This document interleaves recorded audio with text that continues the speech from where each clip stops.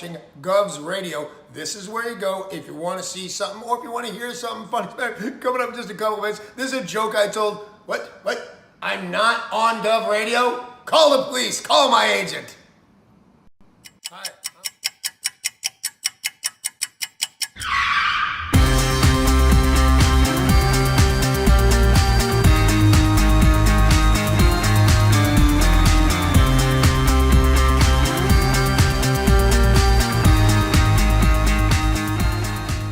Tony, welcome to Go. Hey, Joe, how are you? I gotta pat you down though, pal. Oh, yeah? Yeah. All right. Got anything on you? Anything I should know? I got nothing. Anything weird going on? What? Alright, you go in, Tony. Good. Thanks, Joe. Appreciate it. Thanks.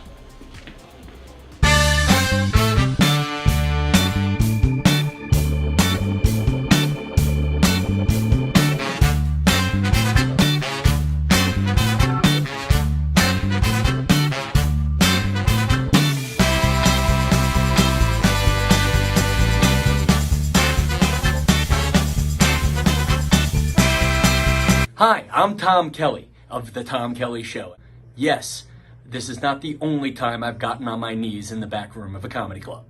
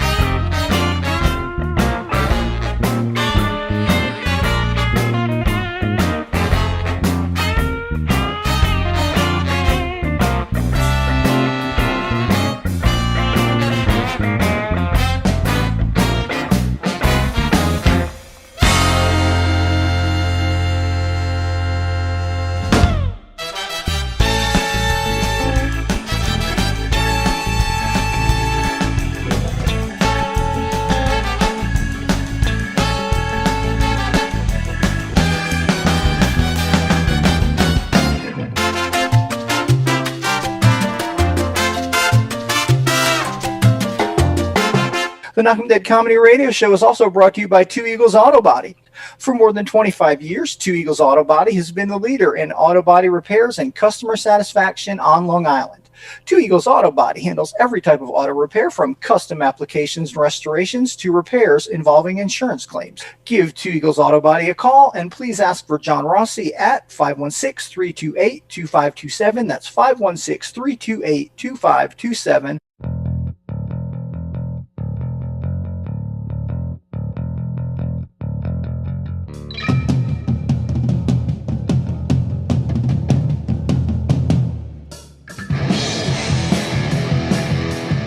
Hey, how do you say there, people? It's Johnny Brennan, creator of the Jerky Boys, also of Fox TV's Family Guy fame.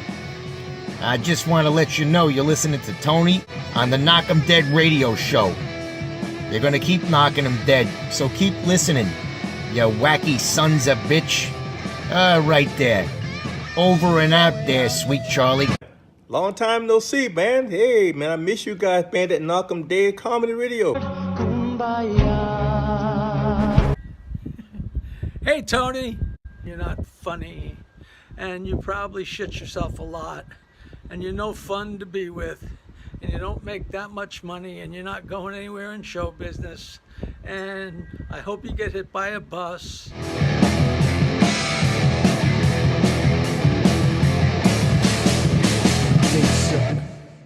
Remember, because what you hears today, you got to tell the birthed tomorrow.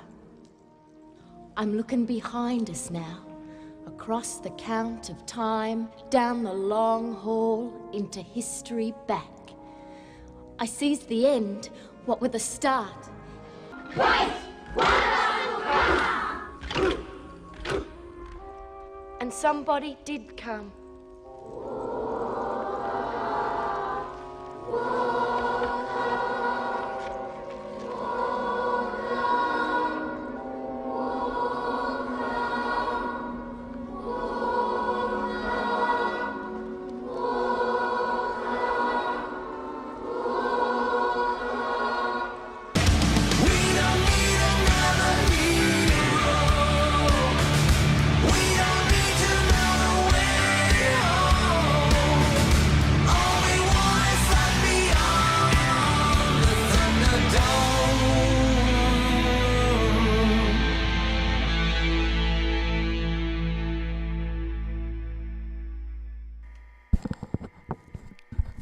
Hi. Wow, that's a close-up shot. I need to back that off. Nobody wants to be that close to this face. Let's see. Boom, boom, boom, boom, boom, boom, boom, boom. Okay. Hi, everybody. Happy Monday to you. Welcome to the Knockem Day Comedy Show. I just hit a fly. Hope I finally got him once and for all. Damn it. Hi, everybody. Welcome to the Knockem Day Comedy Show. It's Monday. It's September 16th. The Knockem Day Comedy Show. We're coming at you live from the legendary Governor's Comedy Club in Levittown. The Knockem Day Comedy Show on Gov's Comedy Club podcast, YouTube channel, the Facebook page. If you're on Facebook, thank you for joining us. Please follow the page. If you're on YouTube, please subscribe to the YouTube channel. Hit the thumbs up and all that good stuff. No matter which page you're on, please share the link to that page and tell everybody you know about all the great shows that are here on Gov's Comedy Club podcast. We appreciate the support. We appreciate all the pages that we throw the link on to watch our shows. We appreciate all the guests and all you guys commenting. Yeah, we appreciate it all. If you'd like to join us today in the comments and participate in the conversations we're having, if you want to hear your name said, if you want to hear your comments read, please comment on the YouTube feed. That is where we're monitoring the comments. So we really appreciate it. And we hope everybody's well. Comedian Richie Byrne, good friend of our show, great guy. He will be joining us, I think by 11:45 he'll be here. So Richie Byrne will spend the last half of the show with us, which will be a lot of fun. Richie's a great guy. Always fun when he's here. So that's coming up. So in the meantime, it's just you and me, baby. How is everybody? Did I see Vicky comment? Vicky, she says, happy Monday all, and happy Monday to you, Vicky. Vickety split, lickety Vickety. John Rusciello, good morning. Well, the Mets shit the bed. They are amazing. Yes, John. Jeff Bosey says, good morning. Good morning, Jeff. Yes, John, the Mets definitely kind of blew it this weekend. They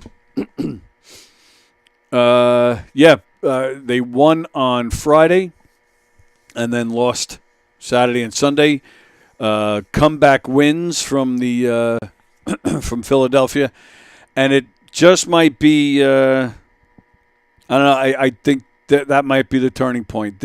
That might be what knocks the Mets out, man. I don't know if they're going to rebound from this. So it's a sad weekend in Mets land.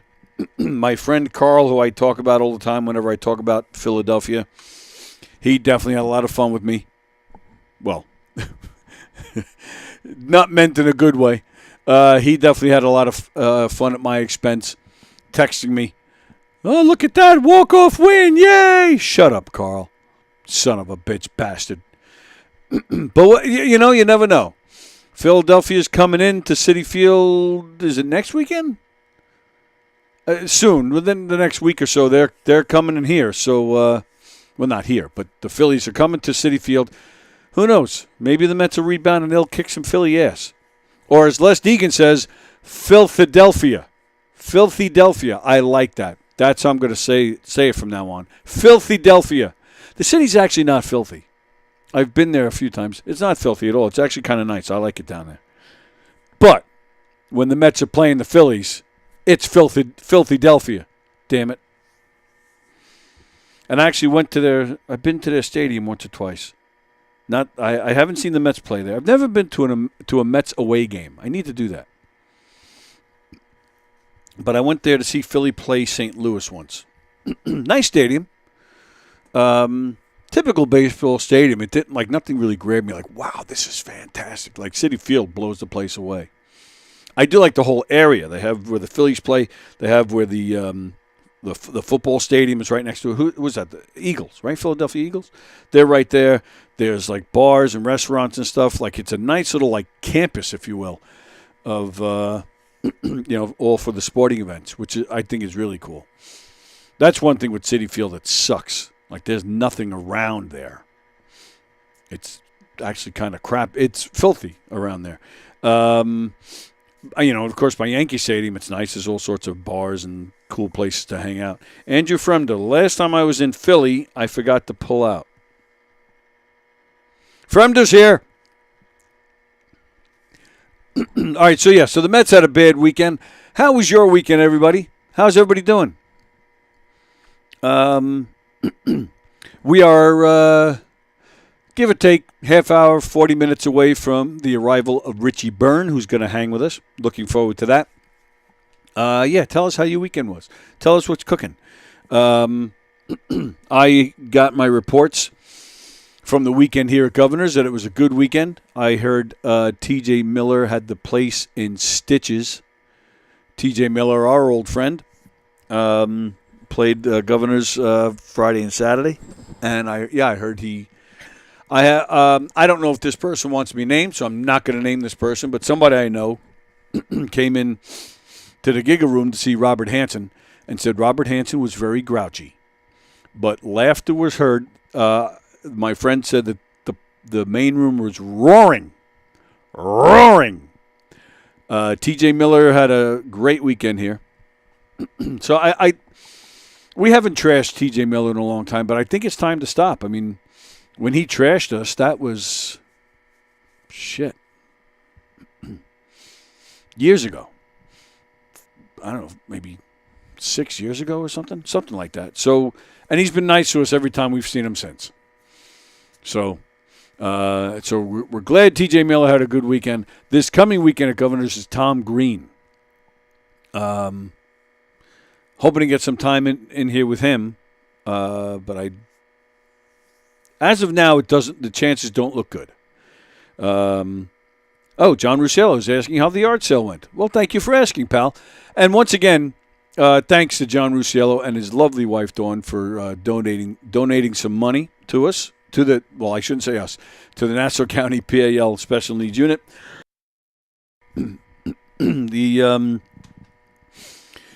It was a long day, I'll tell you that. And I don't know if you guys can tell or not, but like my face is all red because I was out in the sun. It figures. Last week was a nice, cool week. It was actually perfect weather for me. It was in the 70s all week. I think that's perfect weather for me. But then, come Saturday, boom! It was like a hot summer day. It was hot. And, I got there at 7:30. Immediately had the yard sale was outside, so we had to get tables out there, had to unload the shed with all the donated items.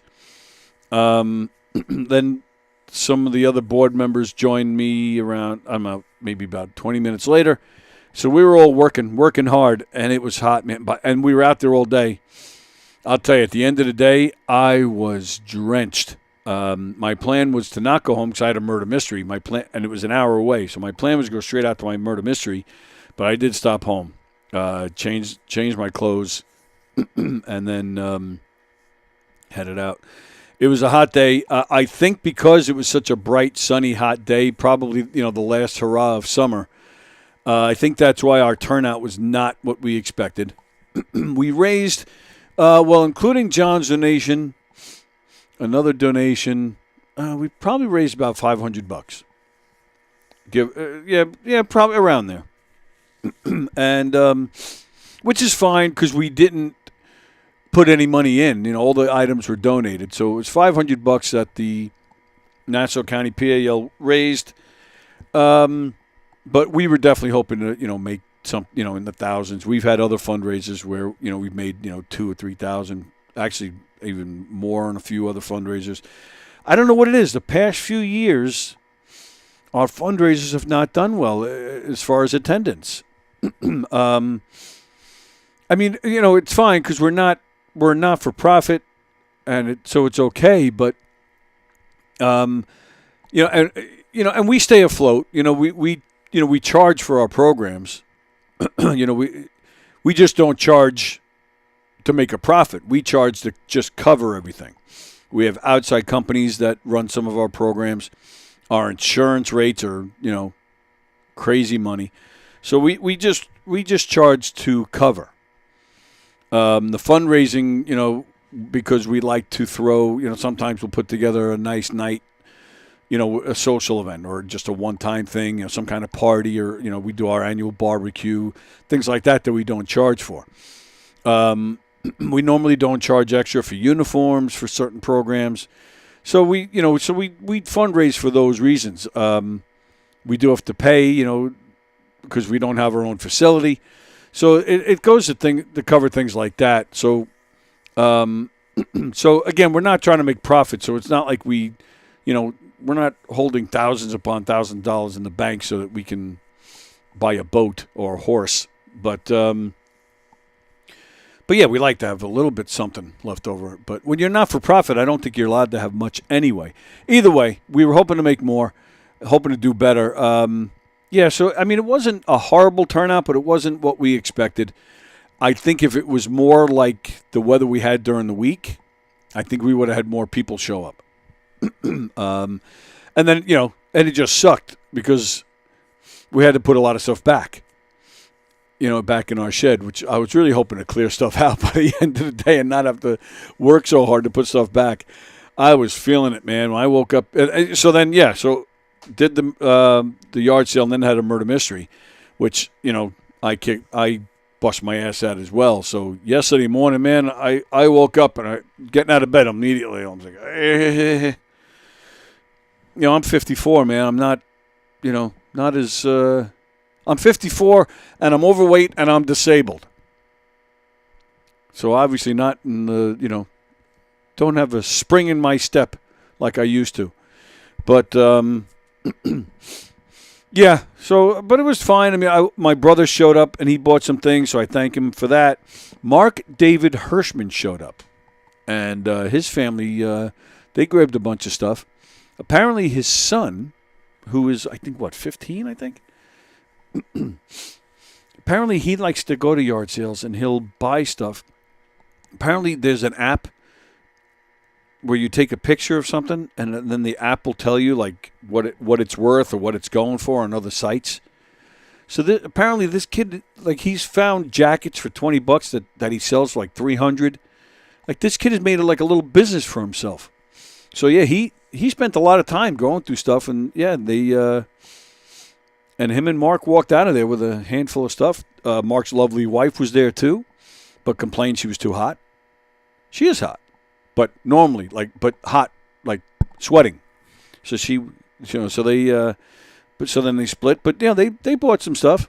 So that was very nice of Mark David Hirschman to show up like that with his family. Very nice of him. Appreciate the support. Yeah. So it was a nice day. I don't know if I'd do it again because it was a long day, man. 7:30, got out of there at 3. Yeah, and then off to a murder mystery. And worked. I didn't even. Didn't even have dinner.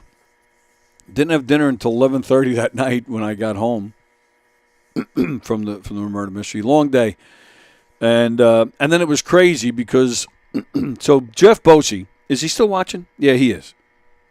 Jeff Bosey, who normally does our shows with us, he's a regular part of our cast. He booked Saturday night for his show here, which from the pictures it looked like it was a great show. I saw that you said something about, not a great turnout as well, but I'm sure whoever showed up loved it because, you had a good lineup. That son of a bitch, Keegan, went on to a different show, but so what? You had Carla, you had Ivory. Ivory is just, I've said it a million times, man. It's just, what's that name? Ivory Fields. I think he's going to be. I think he's going to be a big. He's going to hit the big time someday. Anyway, so Jeff booked his show stupidly on the night we had a murder mystery. So I'm blaming all the. I'm going to tell you a story. I'm going to blame it all on him. So he was here at the Giga Room. We got a replacement for him, and even that was a little crazy because we had. So Mike Kaplan was going to come in. Because Bosey couldn't do the show. Mike Kaplan wasn't going to play Bosey's part. So we had another guy in our cast, James Merchant, who does Let Them Cook. The podcast, the superhero podcast, which returns 2 weeks from today. Normally he plays a very flamboyant, Richard Simmons type character almost. But when he heard Jeff wasn't coming, he asked if he could play Jeff's role. he just thinks it's a fun role to play. So I said, okay, you play that one. Mike Kaplan was going to come in. Greg Halverson, who you've seen in here many times as well, plays the role that Mike Kaplan was going to play because Mike Kaplan can't play a Richard Simmons type. So Mike Kaplan was going to play Greg's role. Greg said he would like a chance to play the Richard Simmons type role. So I was like, all right, fine. So we did a bunch of, scrambling, mixing and matching, but we had it set. Then, as you guys know, last Wednesday, Kaplan backed out. So we were like, what in the world are we going to do? So, as you guys know, I've shown you pictures. Jeff's part requires, wearing a dress. He plays my daughter, and it's all in fun. It's a great. It goes over well, but it doesn't have to be played by a guy. It's always a fun visual when it is, and they get a kick out of it. But it works with a woman too. We've had girls too. We've had girls play the role before. So Lisa was going to step in, and but then Lisa she damaged a rib a couple weeks ago. She had this like a freak little accident where she was pushing a shopping cart, and it got stuck, and so she was pushing. So she kind of walked into it, and it was this side, her left side, and it's just been bugging her. And nothing's broken, nothing's damaged. It's just sore. So she rehearsed with us Wednesday, but from having to play this role, because the role is my daughter, but she's like a brat. She does a lot of stomping and yelling and screaming. It's just a spoiled, over-the-top spoiled bitch. And so Lisa doing that role at rehearsal last Wednesday, she was feeling it in her rib doing the role, and she's like, can you get somebody else? She goes, I'll do it if need be. She goes, but I'd rather not. She was saying she felt a lot of pain from rehearsal. I'm like, all right, well, I'm not going to make you do the role because, I want loving. So I was looking.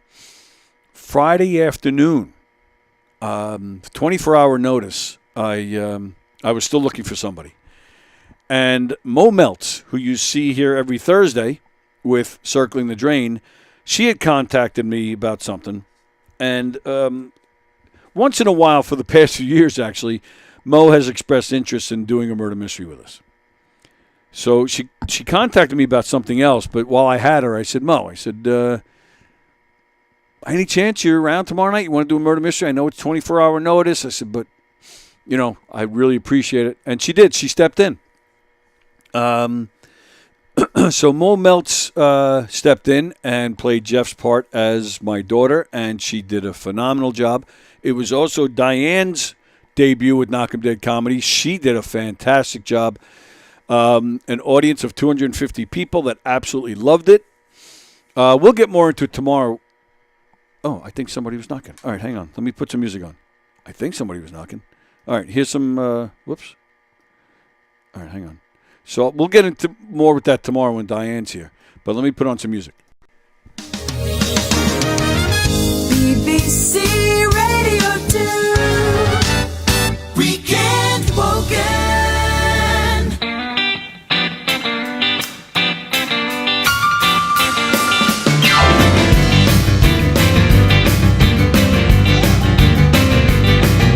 Says I'm talking to me, try to run me up my quick, says you can buy, go try it, you can pay me next week. Too much monkey business, too much monkey business. It's too much monkey business for me to be involved in. Blonde hair, good looking, trying to get me hooked on me to marry, get a home and settle down and write a book. Too much monkey business, too much monkey business. Yeah. It's too much monkey business for me to be involved in. Pay for something wrong, dime, don't wheel me orders to the operator, pretend to be a teller. Too much monkey business, too much monkey business. Too much monkey business for me to be involved in.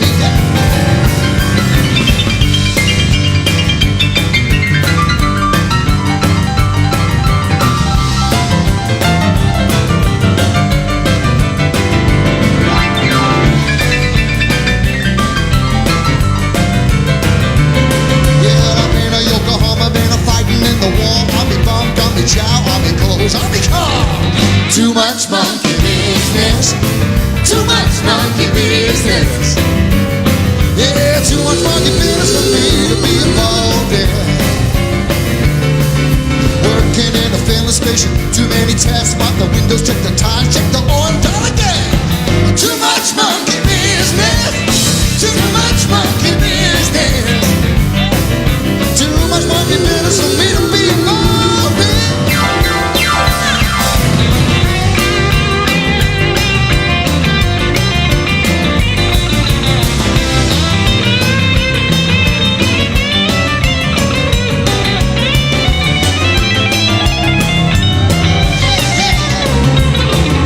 Says I'm talking to me, try to run me up a creek, says you can buy, go try it, you can pay me next week.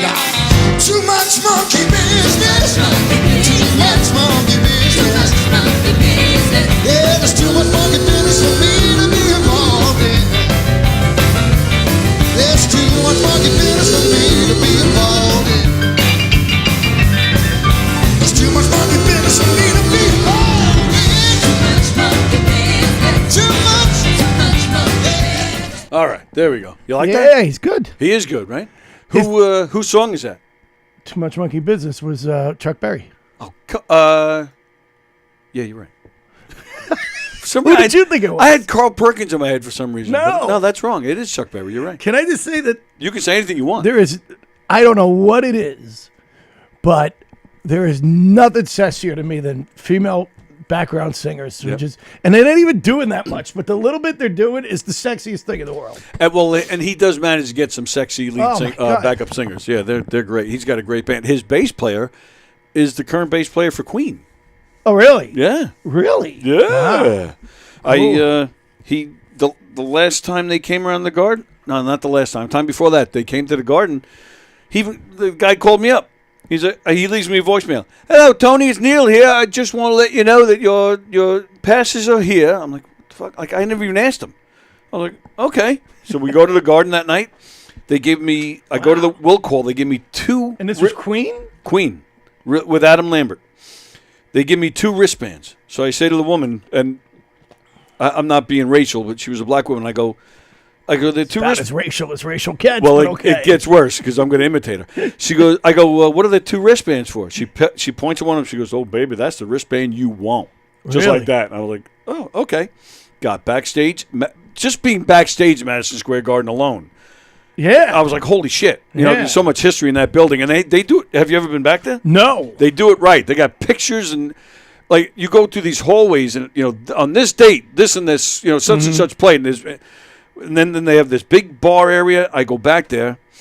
The guy that played Freddie in that movie was there. The guy that played Remy Malik. The guy that played John Deacon in that movie was there. Queen, you know, the band, like their keyboard. That's interesting. Wow. Oh, it was amazing. Their keyboard player for Queen, he's been with them since 1980 or 81 or something. Okay. Still the same guy. So he comes back there. Of course, my friend, their percussion player and his family, they're all back there. And so the keyboard player, his wife comes up to me. She comes up to me. She goes, you look familiar to me. I'm like, I don't know. You're from New York? They're from Kansas. How this guy became their keyboard player since 1980 is beyond me. But he's from Kansas. I'm like, no, we're trying to figure it out. And I'm like, we never figured it out. But we ended up sitting at a table together because we were just, it went from there. I don't know. Maybe she was hitting on me and her husband likes to watch. I don't know. But that's what she said. But you never figured it out. We never figured it I out. thought you were going to tell me she's seen the podcast. Oh, no, I did mention the podcast. No, there's no way. But what happened, the good part about it is because from that, we then started talking and stuff. So we end up all sitting at the table together. So when Brian May comes walking into this room, he comes and sits with us. Wow. And I've said it on here before. That's one of the few times in my life that I was starstruck. Yeah, yeah. And he stayed for maybe 5 minutes. He got up to leave, and he shook every hand at that table. There's maybe, I think 6 or 7 of us. And I couldn't get words out. And he's like, he's so tall. And I'd be like, I like astrophysics. Exactly. Really? What do you like about it? Oh, that's all I got. That's all I got. I know you're into it, so I know you like it. I like hair because you have a lot of it. But yeah, that was gray. It's gray. You got gray hair. I like Van Halen. You played with Van Halen once, so I like him. I like music. Cool? Brian May and Tony Iommi are like best friends. Yes. And did you ever see the video of them playing together? It's like at the Freddie tribute concert. No. There's one where they do like a. They're just sitting around. Oh, is that right? No, I've never seen that. Oh, I'd love to see So that. cool, dude. Yeah. And Tony Iommi talks about the riff. How he came up with that, like just sitting around. That was great, by the way. Thank you. That's my. I'm 60 and I can't remember the name of the song that I've been listening to my whole life. Paranoid. Thank you. It just, but it's really interesting that they both like that respect, I guess, of guitar. Yeah. Because they're very different. Yeah. But they both. I mean, if you think about it, people don't realize that. Well, maybe they do. That Sabbath has a lot of jazz behind it. There's sure. A lot of jazz qualities to Sabbath, and I think people just think if you don't really know Sabbath, you just think of them as this heavy. Just think of Ozzy, really. You think Ozzy, yeah. And there's so much more to that. Oh, absolutely, I agree. All right, here's your little trivia. Who was in Tony Iommi before Sabbath? Are you sure you got the answer right on this one? Positive. Before Jethro Tull. Oh, nice. Well played, Richie Byrne. Well and played. He's on the Rolling Stones show. Oh, right. He's with Tull. With Tull. Right. Yeah. Yeah, the Rock and Roll Circus. Yeah, and I remember that because I remember seeing it because I wanted to see Lennon. Right. And Clapton. Right. And Keith and Richards. I'm going, God, that guy looks like Tony Iommi. Yeah. And then I was like, holy shit, it's Tony. He only played with Tull for like 6 months. Right. Yeah. Correct. Wow. Yeah. Very nice. Thought you had me. I did. Thought you had me. Yeah, I'm impressed. I'm impressed that you know that one. Very nice. I'm going to see ELO tonight. Ah, dude, at the Garden? Yeah. Yeah. I'm psyched. I went to the last Billy Joel. Yes. And they've had a thing at ELO, and I'm like, I would love to go to Yep. That's great. I man. saw him once at Radio City, and it was fantastic. Oh, that's so cool. And I haven't gone on YouTube yet to watch like the current tour. Like I just want to go tonight and be surprised. But the only thing I've heard, which really upsets me, so apparently Jeff Lynne is like, I think he's pushing 80. I don't know if he's in bad health, but from what I understand, it looks like he's propped. He's barely playing. And I noticed they say Jeff Lynne with ELO, something like that. Like they're really pushing him. Right. Right. Which I think is weird because ELO, I know he's the only, if you're like a music fan, like I doubt I could name anybody in ELO either. But right. It's him. But you do know ELO is Jeff Lynne. You know that. Unless they want to make sure he's going to be there. Maybe that's why they're doing it. I think because who wants to go see ELO without Jeff Lynne? Exactly. Well, they used to do that, and I know like they all hate Jeff Lynne. Hates those guys. They all hate him. They've sued each other so much. Yeah. They used to have when they went off without him. They called it ELO Part 2, and he sued them for that. I wonder what it must have been like for him, like to one day just go, "Oh my God, I'm producing a new Beatles." I'm the producer. Right.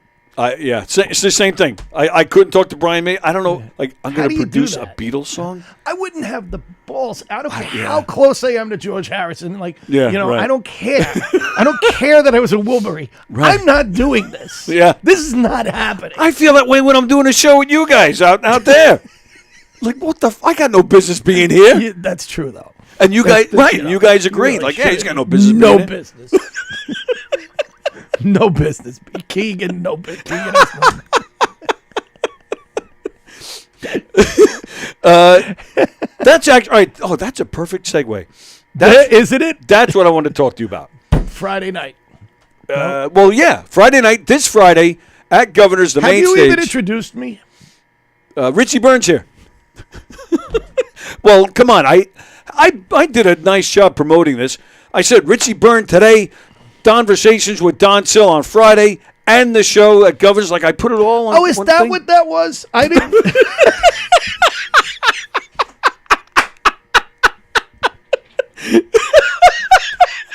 Never mind. I thought it was an old post. I'm like, why? It's an old so picture.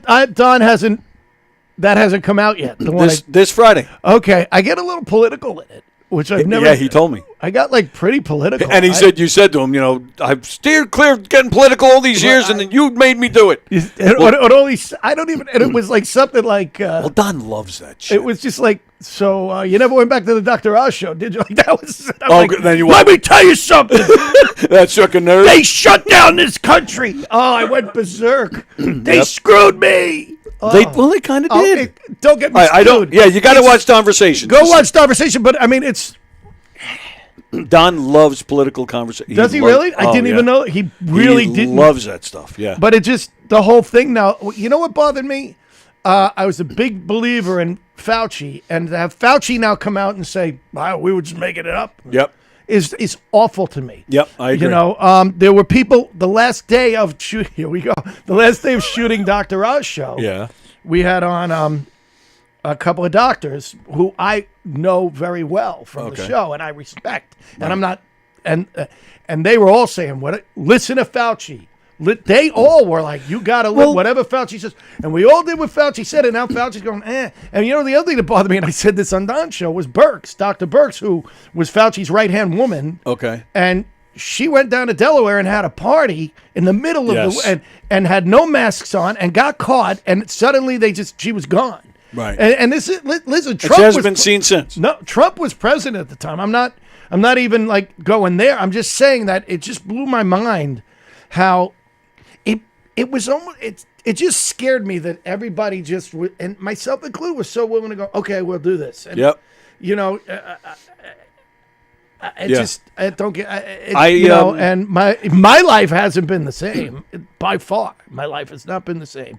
So, because you lost a good financially, gig? not just that, but comedy, everything. I mean, everything. Sure. And I'm not, but like, it bothered me too that people were so happy to just sit home and collect money. Yes. And it just told you how lazy this country is. Yep. People were more than willing. And even when things opened up, nobody went back to work, if you remember. And there's still... Nobody. It's still not back to normal. I remember I used to live... Me too. I used to live below this guy who owned this house. I used to live in his basement apartment. And he used to tell me, I got this great job. I sit all day and do nothing. And I remember going, well, what's great about it? I don't understand why that's a great job. Like, don't you want to do something? I'm retired from the phone company. I used to put poles in and climb the poles, and obviously can't do that anymore. So I had the amputation. I was out for months, rehab and all that. And I went back. And I went back because I wanted to work. Right. And when you're a lineman, if you know anything about it, you know that there is still plenty of work to do on the ground. You're not just up on a pole. There's stuff to do on the ground. So I wanted to go back to work because I'd be able to contribute. They didn't want me to do that. There were other possibilities that were explored because I wanted to work. Right. And it didn't. I can't really get into detail, but it didn't work out. There was a lot of logistics involved. Certain people, I think because I was a big union guy, so a lot of the management, I think they used this situation just to get me. Yeah. So they had me for months. Okay, Jimmy Hoffa. Exactly. That's right. They had me sitting in a room for months because we were fighting about things and we couldn't figure it out. I was literally doing nothing for weeks at first, and I was going at him. At first, I'm like, oh, this is cool. I'll sit around I was doing personal business, in a room just. But after 2 weeks, I'm like, I was going out of my mind. Yeah. I was like, this isn't fun anymore. Yeah, just sitting there is brutal. Yeah, and then we fought more, but unfortunately, I know plenty of guys that would have milked that for months, and I couldn't do it. And it's no, you're right. It's a shame that that just blew my mind. I'm like, geez, man. Yeah. Everybody was so I don't want, and the idea of the government's giving me money. Yeah, you don't want. Well, right. You don't want them to have that much control. What do you think that could lead to? Exactly. Yeah, where do you think that's going to go? You don't care. I can understand it to a certain degree because our normal lives is a lot of running around. Yes. And where people don't sit back to just enjoy the journey and to enjoy certain things when they should. But and I also I hear you and I agree with you about Fauci, but at the same time, well, I understand he was kind of winging it because we were never in the situation before. And if we're going to listen to somebody, why not listen to an expert? But I'm with you. To hear now that we were just kind of winging it. We didn't really know. Like, that is upsetting. Come on. And we had other models to look at. Right, exactly. And, and we never, nobody, and never in any of that time did anyone ever close down. Right.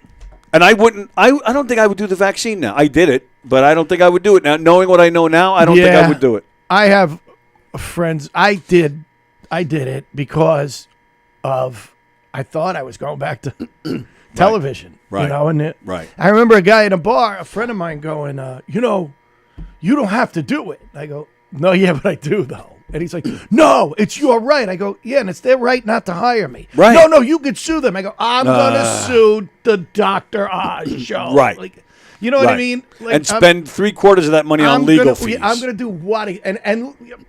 Right. That's what people don't understand about freedom. Right. When they go, I have the freedom. Yes, you do. But you also have to deal with the circumstances and what comes with it. I have freedom of speech. Yes, you do. You do have freedom of speech, but there's an outcome to that that you have to deal with. And then fine, maybe you would have made a little bit of bank from suing the Dr. Oz show, but probably not. Nothing to retire on. I don't want to. But there was never like the Dr. Oz show never said to me, "Go get the." I knew, that, not the TV in general. I wasn't going to be allowed around an audience without the. Right. You know what I mean? Right. And if you sued though, then whether they told you or not, if you ended up suing, another TV show would. Oh, Richie Byrne, no. Right. He didn't get. The long term. It was not. I thought And I thought, well, they know what they're saying. They know what they're doing. I'm going to get the shot. But I've never gotten a booster. I've never gotten any of that crap. I did one boost. The shot, I was fine. The booster made me sick as a dog. Really? And that's when I was like, no, I'm not doing this again. I'm done. I regret doing it. Yeah. I really thought it was, stupidly, I just thought that was going to be the way. I thought that was going to be our future. I hate to say it, because I do have, like, friends who are conspiracy theorists, and they're, like, pain in the ass with it. And, and I always laugh because I'm like, you barely got out of high school, but you're arguing with a scientist. Right. You know more. Some guy on your computer, some guy in his basement knows more than some doctor. Okay, we won't even go there, but okay. But then, all right, you take a guy like Don Sill, and I'm not talking out of turn because he's talked about it openly. His brother. I'm going to break the other one. Don't break the other one. This is really uncomfortable, by the way. Well, then don't break it. They'll back me up. Every person that has sat in here and asked about it, I tell them, Richie Byrne broke did not break this. Yeah, you did. I did not break it. You did. But I remember you were happy. You were like, good, it's an Anthony Rodilla champ. I'm glad. Anthony. You said Andy. No, I said Anthony. Oh, I thought you said Andy Rodilla. I thought you said. That's what I thought you said. Yeah. Don Sill. I can understand where he's coming from.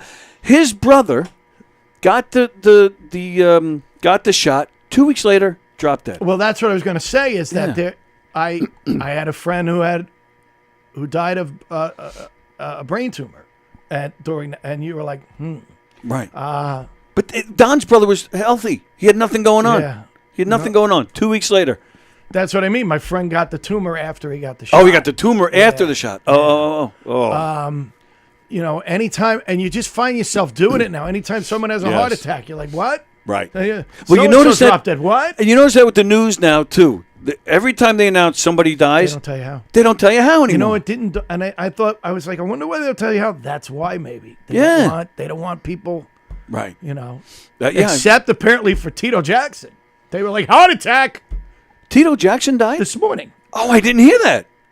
Jeez, you are so out of the loop.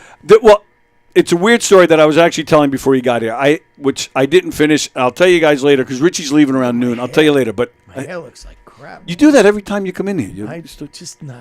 I'm so much better looking when I'm not looking at myself. Does your wife say that too? You're so much better when I don't have to look at you. Yes. Tito Jackson died of a heart attack? Yeah. I did not. Yeah, I didn't hear that. Oh, wow. I had to drive. Now, I got to believe Tito Jackson did not get the vaccine since he's a Jehovah's Witness. Oh, all right. I didn't know where you were going there. He's a what? Don't say it, Richie. You're the one. Don't bring me into this. You're the one. Oh, that's true. Yeah, they're what is he? Jehovah's Witness. Yeah, they don't. Yeah, I they don't know if believe in he's any of still that in, but I mean that's how they grew up. Well, I don't know if he's still now that he's dead. I Well, don't know. now he's not anything. now he's really a witness. He's actually seen Jehovah. Hopefully, too soon. Too soon. Wow. The funniest. I just blank. Why am I blanking on his name? Colin's cousin. Why am I blanking on his name? Tim Gage. Tim Gage. You forgot Tim Gage's name. Always blank on Tim Gage's name. It's the most embarrassing thing, and he doesn't know. Like you ever have like something, a word or something you can never remember? Yeah. For me, it's Tim.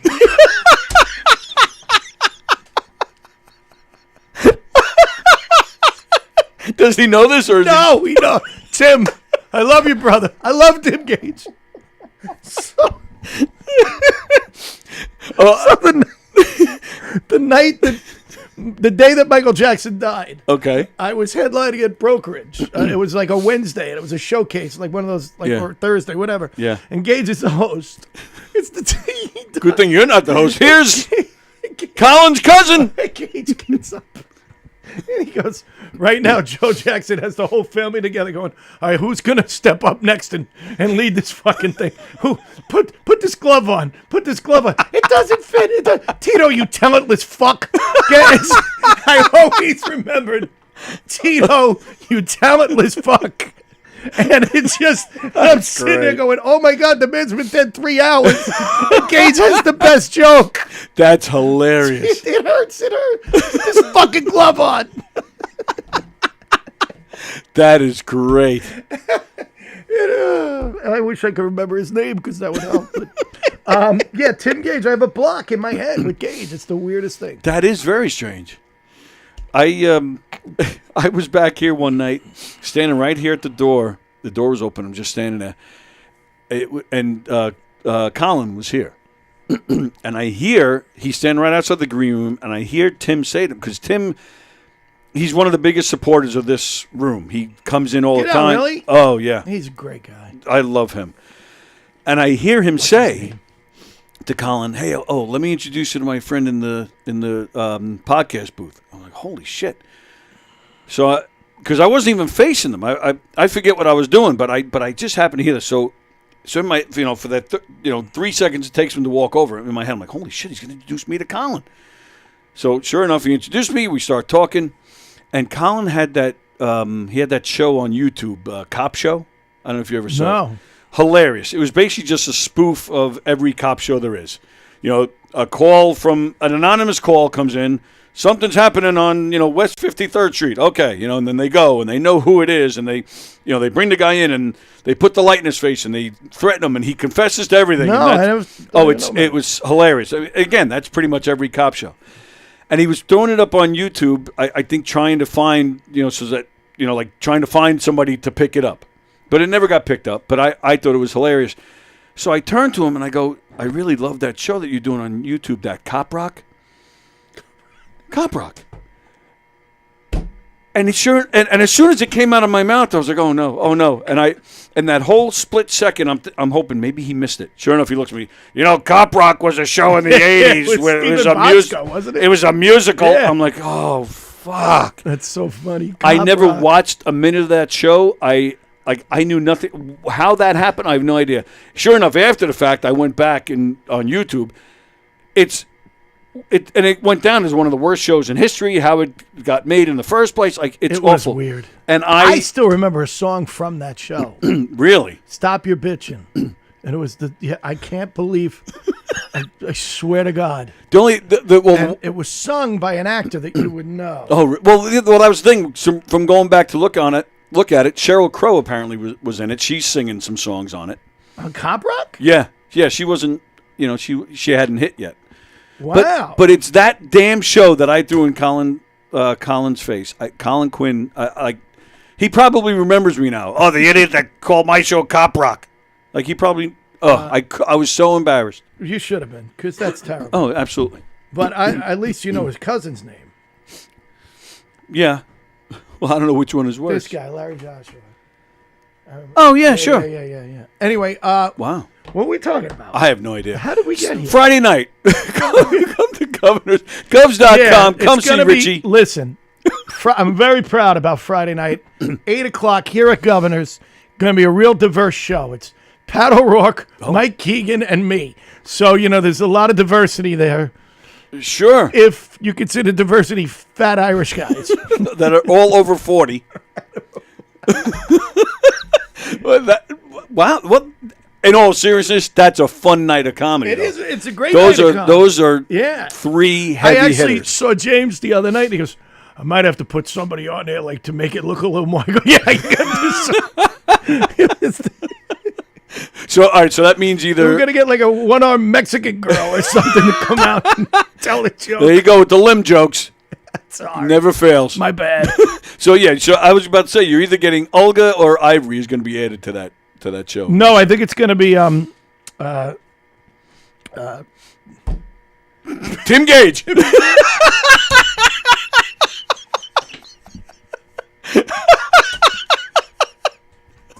You know what's funny? I do this with Keegan all the time. You Like forget when we're his- driving to gigs, I'm always I saw it'll be like Chris Monty. Oh, okay. And he was telling me that Chris Roach. It's like he channels me. That's kind of scary. Carla. I think it might be Carla. Oh, okay. Very I nice. think. I don't know. That's Jimmy mentioned maybe Carla. Right. So I don't know. But we're friends, Pat and Mike and I, and we have a lot of mutual friends. So far, all of them are like, yeah. So we got to get new friends because we're like, hey, you got to come to seen you guys before. Yeah. Yeah, that's that's the hard part. And same thing, I'm doing one of my murder mysteries at the brokerage in 2 weeks. Yeah, as of about a week ago, it was I think 5 tickets or so. Yeah. I'm like, yeah, that's a tough part. Yeah, I don't know. I mean, I'm making. James is gonna kill me. Did you just say we're not selling tickets on it? Did you say that? Still plenty of time. Did you tell the audience that? No, but it's gonna be a great show. You know what I hate, and I actually gave this to another comic. I don't think he's using it, but I thought it was a funny thing, but it's true. When you post on Facebook about a show, let's say you're Right. in Pennsylvania. Okay. I'm going to be in Scranton, Pennsylvania. Everybody, anyone who lives near Scranton, come see me. You get constantly, when are you going to be in Connecticut? When are you going to be in Jersey? When are you going to be here? When are you going to be there? And then when you're in Connecticut, when are you going to be in Pennsylvania? Right. It's like, just come to the show. I don't understand. If you're not from the area, don't worry about it. I'll be in your area eventually. Right. And here's the deal. You're not going to, and it's always, hey, I'm going to be in Connecticut. What night? Oh, Yep. that night, it makes me crazy. Yes. It's like, what do you have going on in your life that you can't come see me? Well, that's the thing though, because a Friday and a Saturday, that is when, like I always say it all the time. That's one of the downsides of being an entertainer, because I would love to go. But I have a show of my own, and right. Plenty of people I want to see. Plenty of people I want to support. Like Bosie, he sucks, but he supports so many people, so I want to support him. Bosie never has work, so he can support. Right. No one's hiring. But that's what I'm saying. I want to go support him, but I have work. Where at the antique shop? Well, he actually had a show here on in the Giga Room this past Saturday with Keegan, who then backed out because he got a Butera gig.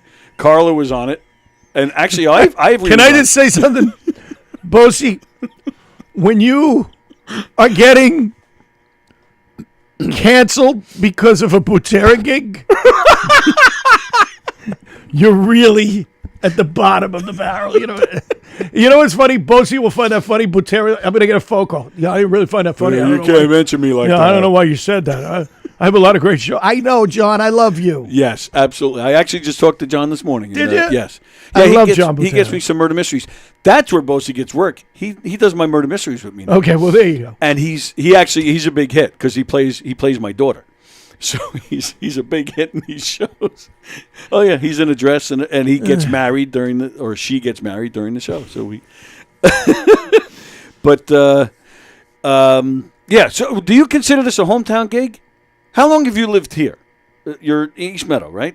I'm in Belmore now. Oh, that's right. Right. Jeez, But just I at your was in house, East yeah. Meadow for years. So I've been in Long Island since '97. So do you consider this a hometown gig? Yeah. But I mean, if I do Staten Island, that's usually a bigger deal. Right. Because I I don't see my Staten Island people as much because that's where I grew up. Right. So like when it gives people, we got to go see you.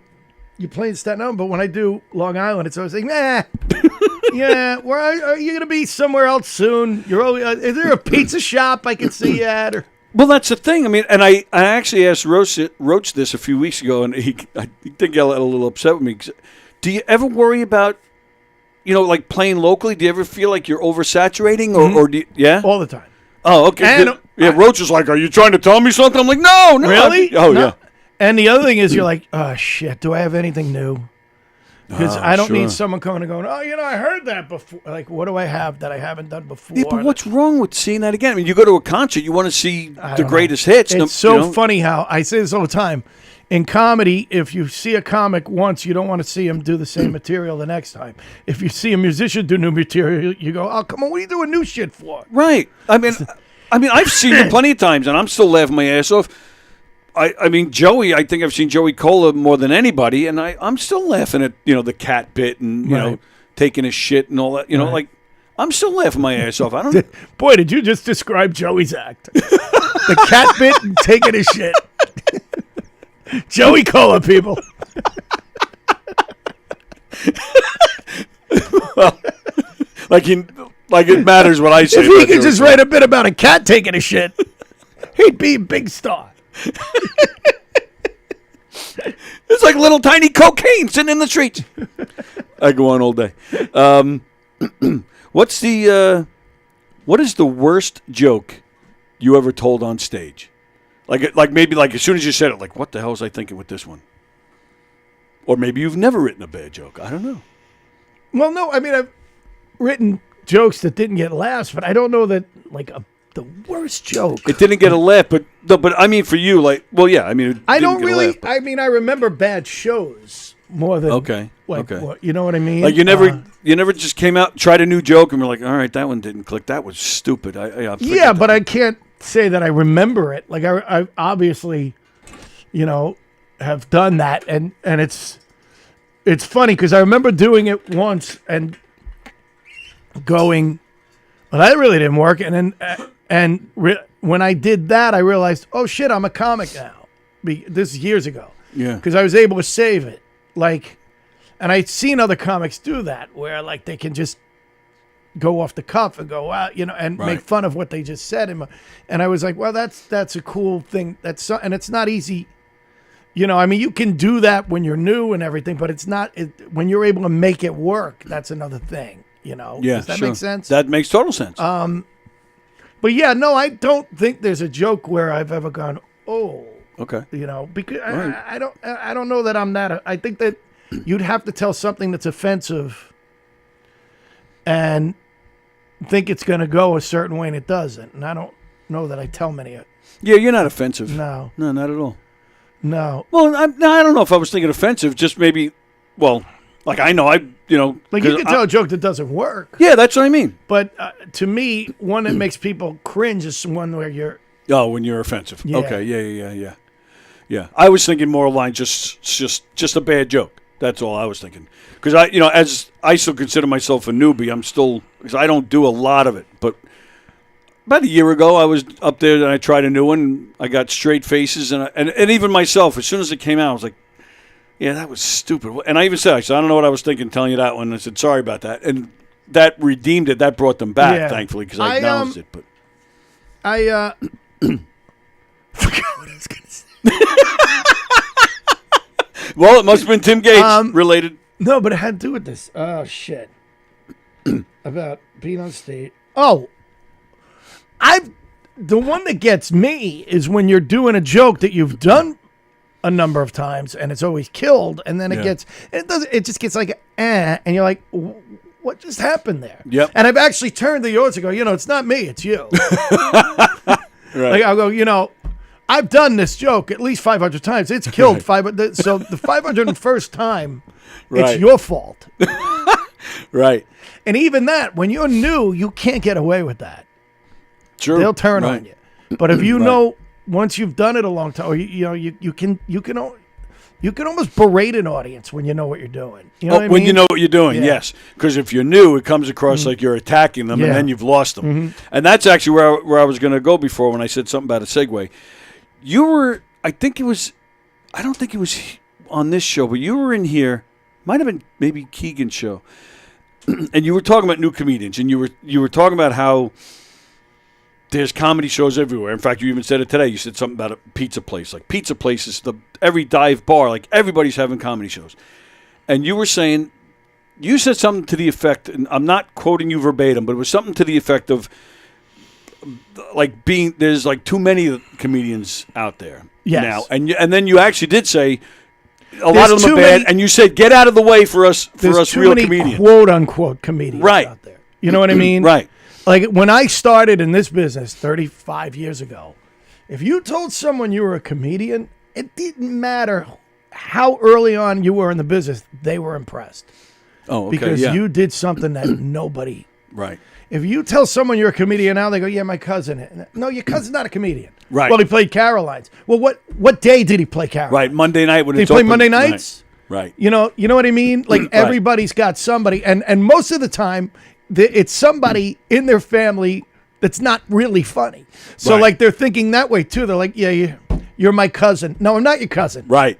I'm not your cousin. Right. I've been killing myself for 30 years. I'm a national fucking headliner. No, it's not even that. It's not even an ego thing. It's more this is a job, and you have to get good at your job. And so the idea, and I used to be proud of myself because I used to, for the first 10 years, I used to go, I'm trying comedy. I'm not really a comic. And I remember someone going, "Dude, you've been on 3 TV shows. Yeah, right. It's time to start saying you're a comic." I think it was Norton. I didn't mean that as an ego thing. I meant just like to show that I'm a real comedian because I'm a national headliner. That's what I meant. Like right. But now I'm not playing a pizza place. I'm out there. But now, and I don't know. But I'm even that. I mean, yeah, I'll play that pizza place, and I might even have a good time at the pizza place. You know. Yeah. Because you gotta work. You know, to get better. But. Now, I mean, if you're a TikTok sensation, you're a headliner. Yeah. So what is that? What does that mean? If I'm a YouTube sensation, I'm a headliner. Right. There's, people are coming to see. God, I got to be honest. That's amazing. I can't imagine having not really done comedy and now having hundreds and hundreds of people come see me and I have to go out. No way. Right. I don't know how these nut jobs do it. I really don't. I've seen some of them, and they bomb. Yeah, they bomb, and you got to follow maybe the clubs putting on comics before you who have actually been working at it for 10 years. Right. There was one guy, and he was a YouTube sensation for 5 minutes. I don't even remember his name. I mean, because I haven't heard his name, so I'm assuming he's kind of. But he, not only did he come here, but he had to bring his team, his people. Right. And, these are people that show up on his show once in a while, so they're familiar faces to the audience. So the guy that was featuring before the main guy, he did 20 minutes. Now, all right, he did 20 minutes on his cancer. Now, when I say that, John Ziegler, because he's an experienced comedian, he made his cancer experience really damn funny. Extremely. This guy, you wanted to cry by the time he was done after 20 minutes. Yeah. And now I've set that tone. Here's your headliner. Like, what in the world are you doing? What in the world are you doing? Yeah, But this guy, the cancer guy, was his guy. Was it he handpicked him? Well, he was. Yeah, it was. Yeah. It wasn't just seeing the YouTube like. Whatever his videos are, he's got other people in them, so it was all of them doing their own sets. Ah, okay. Yeah, I got you. And it was Jesus, it was terrible. That must have been awful. Sold the place out, so Governor's made out. But I always worry about that. Like, fine, we had a great night, but are these people going to come back? Like, are they going to get mad because they saw a sucky show? So I'm always worried about that. Argument. I'm going to get in trouble here. The argument with comedy clubs has always been, I don't want you playing down the street. Right. Because, you're diluting the water then. But I look at it now and I go, okay, but now you're bringing in someone who really like, because if you play down the street at some pizza joint, Right. well, the other comics all suck. Yeah. And people go see that show and they go, well, those comics sucked. I'm not going to go to the comedy club. But now you look at you're bringing in, now you're doing the same thing. You're bringing in bad acts. You know they're bad, but you know they're going to sell out. But people might go to that show and go, God, that was awful. I'm never going back. I don't. What's you know what I'll I mean? defend the comedy club. I don't know if they knew that this YouTube sensation would suck. Maybe It's they their thought. job to know. You know, come on, you're in the business. You never heard of this kid before, and suddenly he's selling out the room. The kid, really? You can't call somebody, hey, did you use this kid? Yeah, he was awful. All right. Yeah, I'll give you that. And I don't care. You don't have to. You want to make your money, go ahead. But for 35 years, I heard if you play down the street, you can't play here because it looks bad. Right. But Right. suddenly, it's okay for you to bring in someone that looks bad. I don't understand that. Do you understand what I'm saying? I do. I'm trying to think of an argument. Because there is none. There is none. I don't have. And plus, it's 12:03. I know. Oh, okay. Well, you want me to go now? I don't Now want you to got me all- go. I'm you trying to got me all look out hyped for up you. here. I'm looking out I for gotta you. call Good thing you're Don going Sill. to the Good thing you're going to the doctor. Now you're hyped up. No, I'm not going to the doctor. All right. I was hoping if they I took canceled- blood pressure. I canceled the doctor. You for me. canceled Yes, the I chiropractor did. for me? Yes. See, And now I feel bad, but I'm honored. And I have a ankle problem. Did I tell you about this? Oh, you're going to complain to me about I your know. leg? The one guy. My aunt. Yeah, you want to know? Chop it off. I got extras at home. I'll give it to you.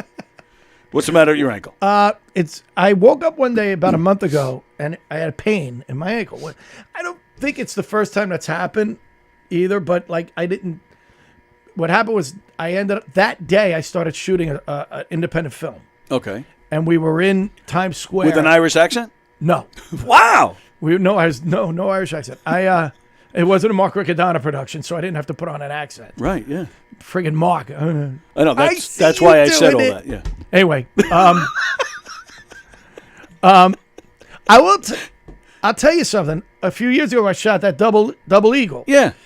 With Mark and Don. Don was Right. the AD on that. And I just saw it the other day for the first time. No, you didn't. The whole thing. What do you mean the whole thing? We had it at that.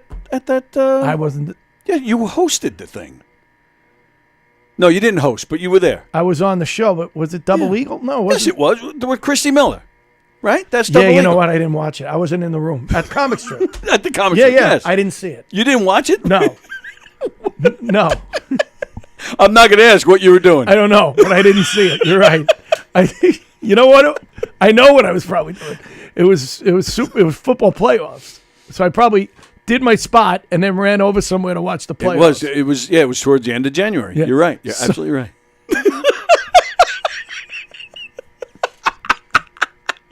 That's how proud I am of my film. Anyway.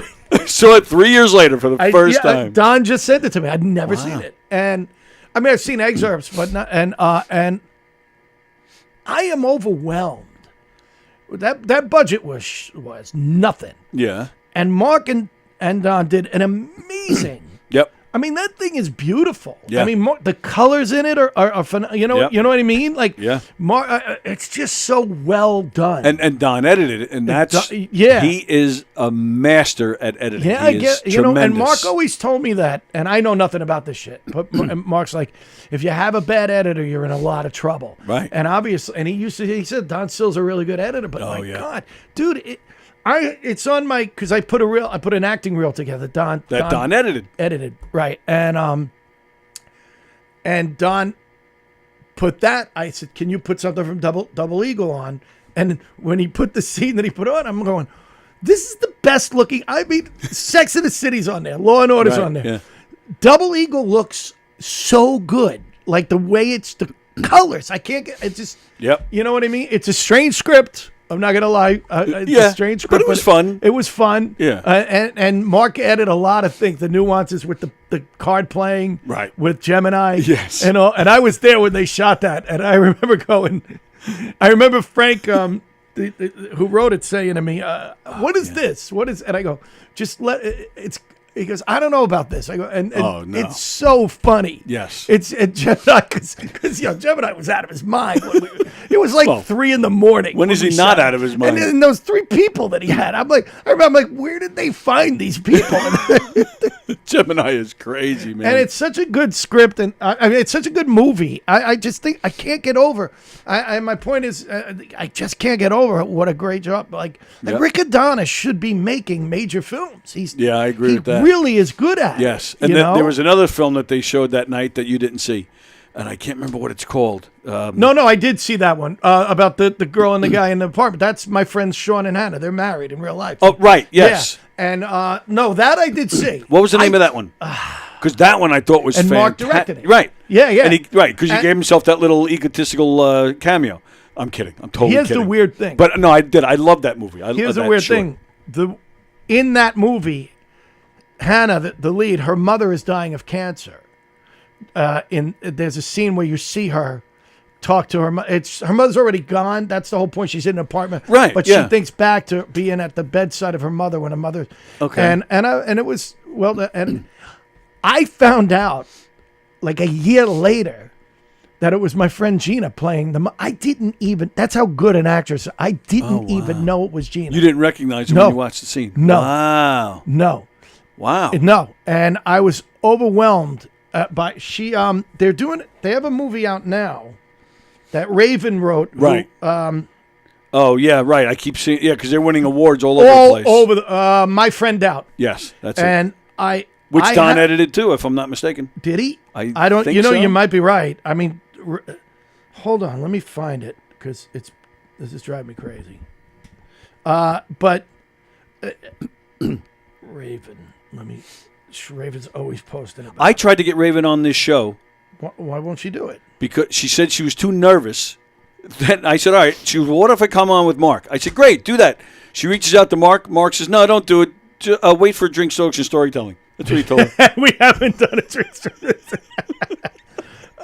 My Friend Out. I don't know if you can see this. No, you can't see it. Gina Schwepp is the lead.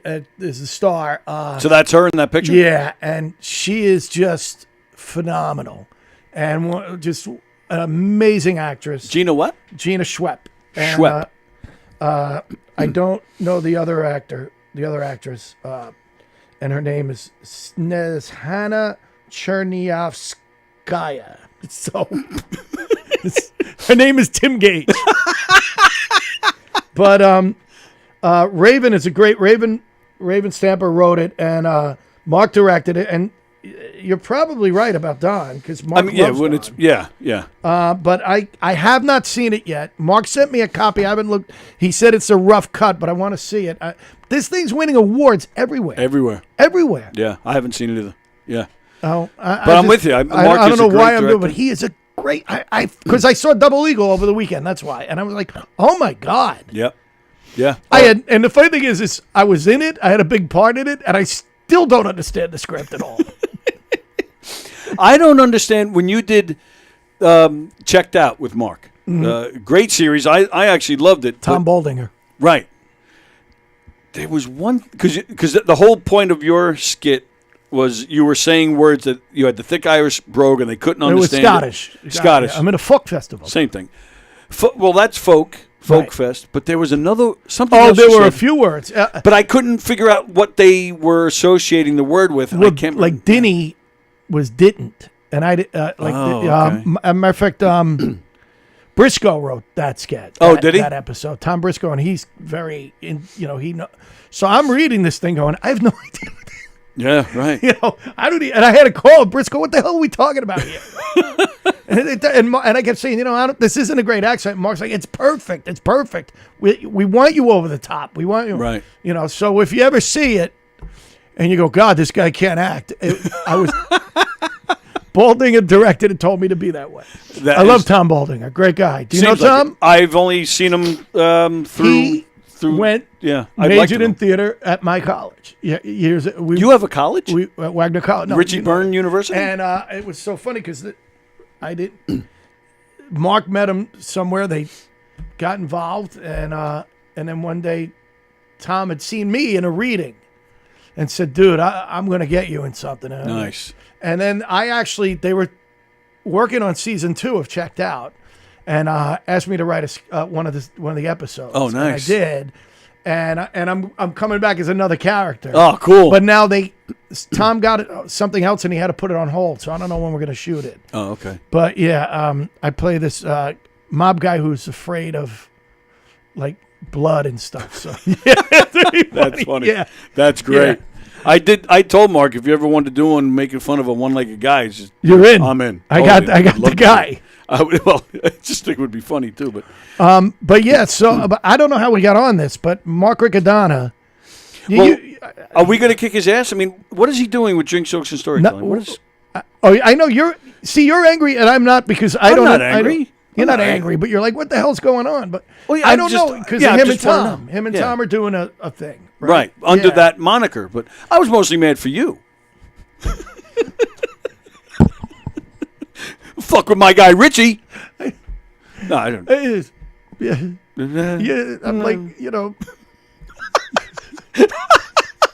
I thought we should have changed the name of our podcast years ago because nobody's drinking anymore. We're not drinking anymore. Yeah, a lot of times we forget to tell the joke. Right. So, Mark Riccadonna, Richie Byrne, storytelling. We were just up in Maine with Tony V. Oh, it was Mark runs this show at a theater up in Maine once a year, and it's Boston versus New York. And so I was New York. Tony was Boston. We had what a ball. And they do that in Maine, so it's not in either city. It's in Maine.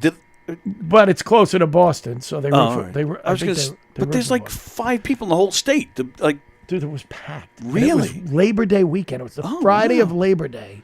Yeah. And I was like, no one's coming. No one's. Yeah, that would be my guess. Packed. What? Well, because there's it was the Saturday of Labor Day. Oh, okay. Yeah. Packed. Wow. Nicest audience I've probably ever had. Really? Yeah. Mark hosts, and Mark goes out. And he's like, "How you guys doing? Wow, you guys ready for your first comedy?" They're like screaming. I was like, "What?" And they go, we get comedy like twice a year at this theater. And we just love it. We love it. And they were all. I mean, the place was packed.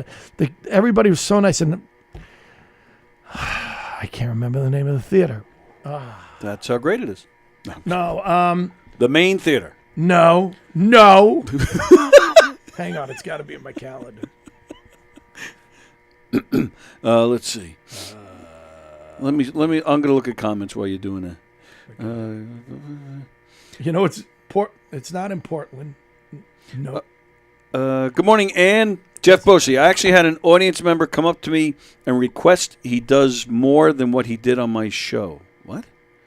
That was from Bosey. I actually had an audience member come up to me and request he does more than what he did on my show. What is that? What does that mean? Have you met Bosey? Oh, yeah.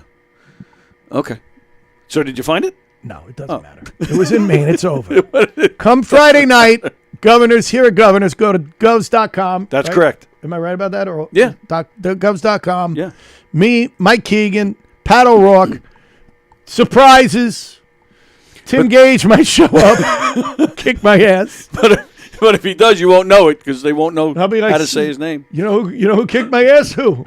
That guy. That guy. Well, you know that in my act about I can't remember names. Right. And shit. Right. What else? We didn't. I thought we'd talk more music. Well, we can. I mean, I gotta go. But all right. So next time, have you seen One Hand Clapping yet? Well, see, that's the weird thing. He put that out on DVD a few years ago. He did? Yeah, no, I didn't know that. He's been putting out. So we're talking about Paul McCartney. We're geeking out. He's been putting out box sets of all of his albums. Yes. On is it Band on the Run or maybe Venus and Mars? There's a DVD that comes with that box set, and it's on there. So I've seen it plenty of times. Not to mention it's been on bootleg for years. But yeah, well that I knew. But yeah, no, he put it on the DVD. Is it good? I haven't seen it. I think it's great. I saw one thing where he's doing Band on the Run, right? And Denny's in a little box thing in the studio playing the guitar. You're right. Like, wow, it's at Abbey Road. Cool. Yeah. Oh wow. Yeah. Oh, it's Denny Lane was one of God rest his soul. Was one of the most talented human beings. He was great. Was amazing. He was the original member of the Moody Blues. Yes, he was. He sang Go Now. Right. And when you watch Wings Over America, what was the name of the concert? Wings Over America was Rock Rock Show. Rock Show. Yeah. And you see every time Paul grabs an instrument, then he grabs a different one. Right. Like then he just keeps, you know. Yep. And Jimmy McCullough was one of my favorite guitarists. That, What band did he start with? Did I get you now? No. Not yeah, you're Faces. gonna get it. Yeah. Got illusions here. Yep, that's and it. You know it's right. Thunderclap Newman. Thunderclap Newman. Yep. Yeah. That. And who produced that album? Thunderclap Newman. And played bass on that song you just sang. Pete Townsend. Oh, he's good. He's good. Nice. Wow. I can't believe it. But I don't know Tim Gage. Pete Townsend. Yeah, played bass. Yeah. I only read that recently. It's like a month really? ago. Oh, really? Only like a month ago. Wow. Yeah.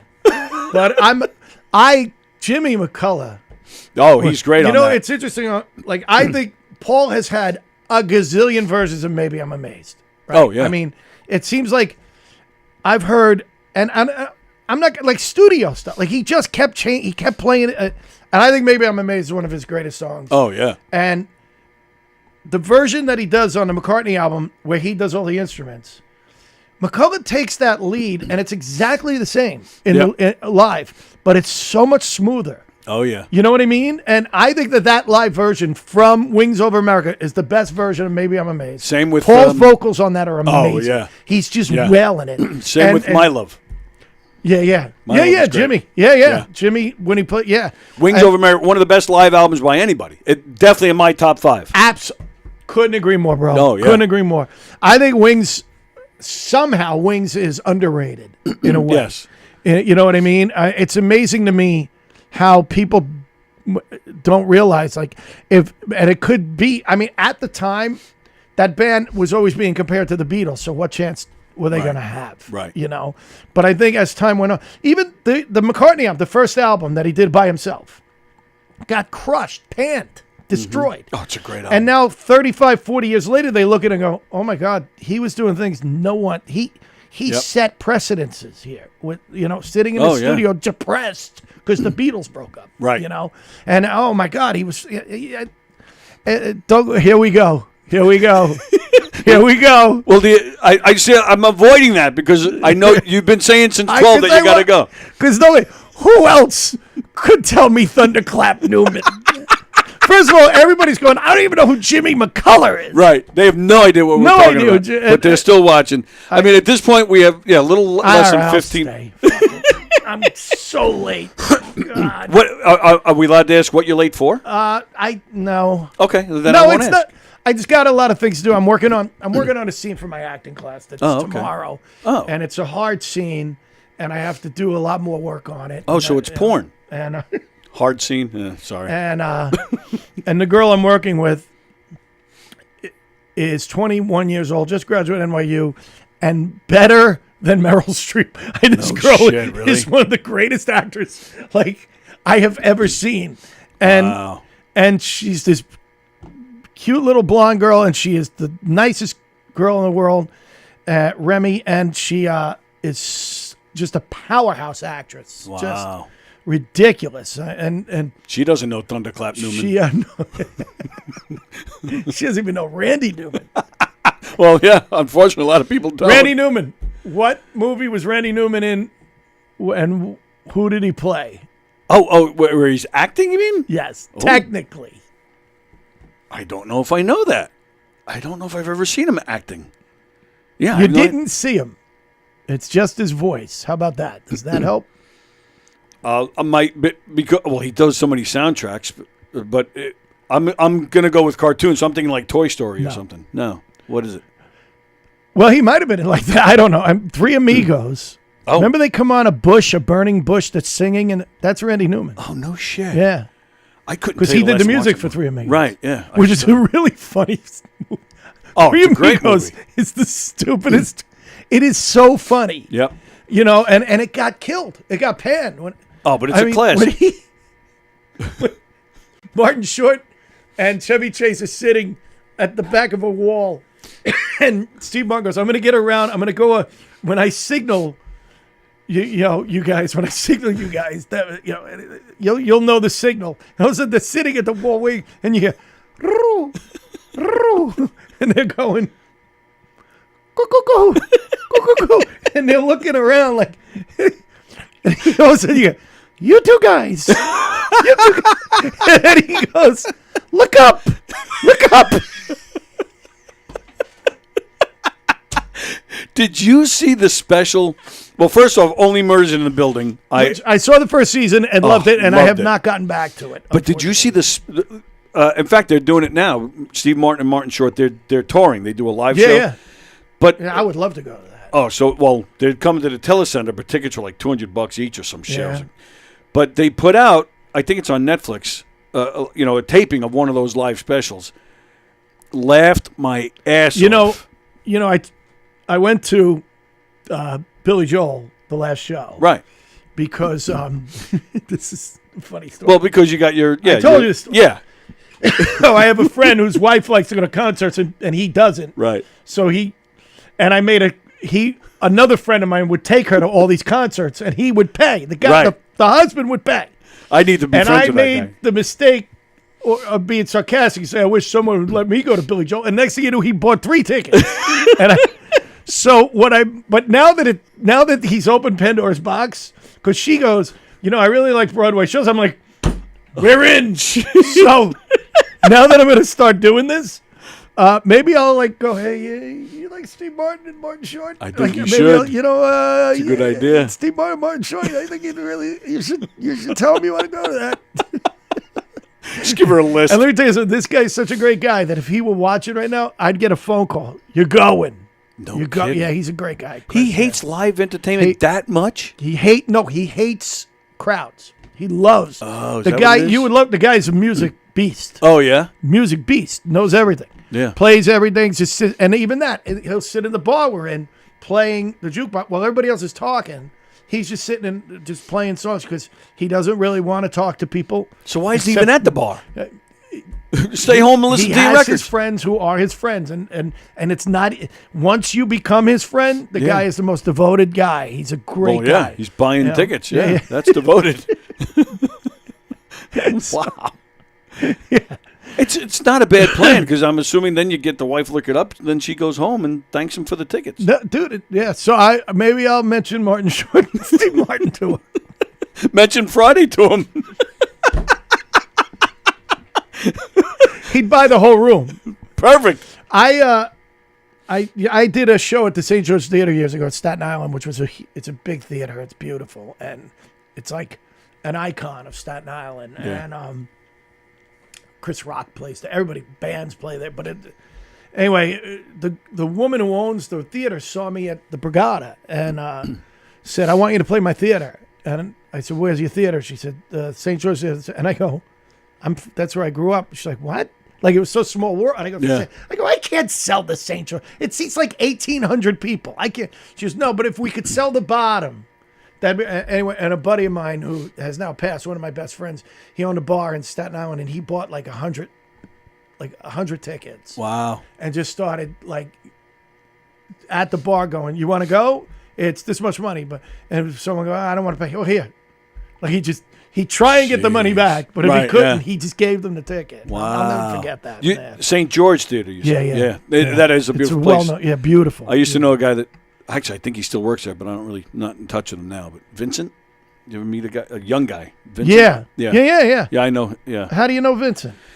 Well, love of music. He's a piano player, and he's a huge Billy Joel guy, and that's right. I've met him through the Billy Joel world. Nice kid. Yeah. That's my whole story. But so we talked McCartney. I always have a million things I got to talk to Tony about this, and then I forget. Are you a Police guy or Sting guy? I am. But not. It's one of the. Why? They just put out a box set of the Synchronicity album. When it comes with B-sides and demos and live stuff. I forgot how good that album is. It's a great album. I listened to it. It's one of the best. Yeah, It's it's an icon album. I've been playing it nonstop. It's a box set. And at that time, I was still more caught up in the 70s rock than I was too. Actually, I didn't really get into that. I kind of missed 70s, the Police. early 80s. Yeah, the Police. It wasn't until Sting went solo. I was like, oh yeah, like the Joshua Tree. Right. Oh yeah. Are you kidding me with that album? That album is A ridiculous. close friend of mine saw U2. Their first American appearance was at Malibu in Long Beach. A buddy of mine was there. A buddy of mine, I think, was there. Yeah. U2. Yeah. In freaking Malibu. Yeah. Because Unbelievable. I think my buddy Richie told me that story. Yeah. Mm-hmm. That they were, and they was. Is that crazy or Yeah. what? But Imagine blowing up like that. and then to say that you were there for that historic show. Yeah. I don't know what else. So the Lennon box set came out. Mind Games. Yeah, That was all right. Yeah. Lennon. How can I put this? Lennon solo. Lennon after the Beatles had some amazing stuff. Oh yeah, but he also had a lot of clunkers. He was the least successful of the four of them when he was alive. Yeah. Well, I mean, but he did quit for the 5 year. True. Even like Double Fantasy, it's like, will you stop with her? I didn't love Double Fantasy. I love his. If you take his songs from Double Fantasy and Milk and Honey, and you get rid of her stuff and put his stuff together, that's a great album right there. I love that. Starting Over, I think it's one of the best songs ever by anybody. But it was. I love that song. But it was Lennon and tamed. Oh, You totally know what tamed. I mean? Yes. Everything on that album. Yes. Woman and Watching the Wheels. Starting Well, you had Over. I'm Losing You rocks. Yes, it does. That's true. I'm Losing You guys great. Yeah. I forgot that's because that had more of a feel of like the earlier stuff Right. to it. And then years later, they released another version of that where it's him with Cheap Trick backing him up on that song. You know, That kicks I ass, haven't too. heard it, but I recently saw about that. It's the Bunny Carlos and The drummer and Nielsen. Yeah. Rick Nielsen, the guitar and that player. they brought them in. And Tony Levin on bass. Tony Levin on bass, right? They brought them in and then decided that it didn't. But Lennon said apparently because Bunny Carlos heard him that Nielsen was doing something, and Lennon said, "If I had this guy on, I forget which album. Give me some of his earlier albums." Plastic Ono Band. Imagine. Mind Games. Walls and Bridges. Walls and Bridges.